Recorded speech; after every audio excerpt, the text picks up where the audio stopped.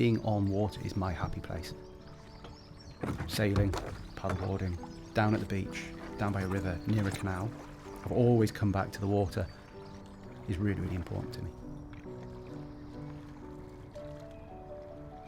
So when I go and visit the canals, there's some elements of it where you're just completely in awe of what you've got.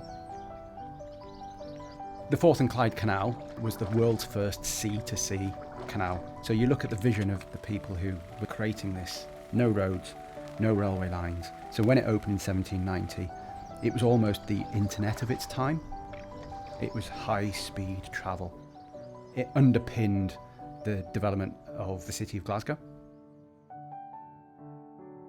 But by the 1960s, the canals effectively were considered to be redundant and of no purpose for anyone.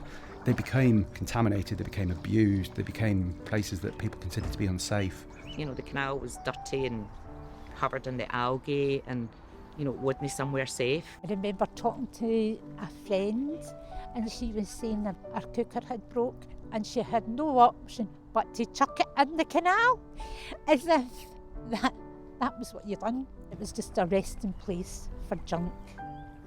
Ensuring that they have a purpose in the 21st century is key. They have to be valued by society, by people, by communities. Otherwise, people turn their backs on them. Hi, Peter. So the aim of the project, the Smart Canal, is to repurpose the canals and make them support 21st century society.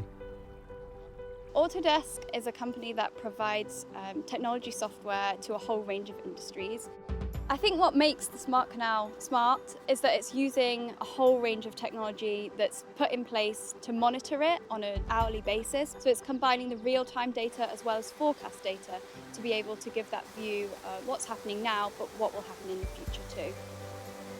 One of the most critical components of the entire system is the software that's been provided and created by Autodesk that's allowed us to create the digital twin. So we have a real canal that's 230 years old, represented in a digital twin model.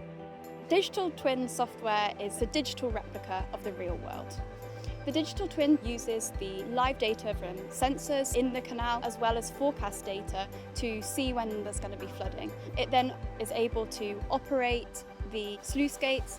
So along the canal we've built 3 sluice gates, and so we can open those up and the water then leaves the canal. So using technology to make the canal be ready for the rainfall, taking the water out of the canal before it rains, creates the capacity. The approach of dynamically managing a canal for surface water management, it's the first time anybody's done this in Europe. Accessing the data remotely is brilliant, especially, as an engineer, being able to look at a digital representation of the canal, understand exactly what's going on at a certain point in time is really invaluable to us. Without that software, the project just couldn't exist. We've changed the canal, repurposed it to support the development and regeneration of North Glasgow. Prior to the project, if it had rained, the water would have had nowhere to go and the area would have flooded. Now, because of the Smart Canal, that's able to drain efficiently to utilise the storage that's created in the canal. So this has meant that the area is now free from flood risk. The scheme has unlocked the potential of all that development of 3,000 new homes by utilising the canal and repurposing it. Because we've not had to go and construct the alternative traditional engineered drainage solution, we've effectively saved 5,000 tonnes of capital carbon. Or even better, when we start seeing the development of areas like the Clay Pits Nature Reserve, where the local community are taking ownership of it. Right in the heart of Glasgow, 5 minutes to the city centre, but when you're here, you really could be anywhere. As a volunteer at the Clay Pits, we do litter picking, which is more of a walk sometimes because, we're very enthusiastic picker-uppers. The whole thing makes me feel proud. It makes me feel as if now I'm part of a community. People are proud of the place and the area, and so we're thankful for that.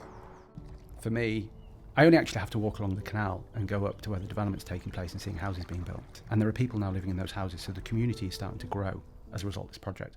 I think it's a great thing to be a part of, and we hope that because of that and the enthusiasm and the kind of interest that it's got, that it will help more people see how this can be applicable to them wherever they are in the world. The climate is changing and the world has got some big problems coming at us, and I think everybody's starting to really wake up and realise that. And this project demonstrates that the solutions are out there. The technologies are there. It's almost like we've developed a proof of concept. We've justified the canal's existence and its purpose in the 21st century.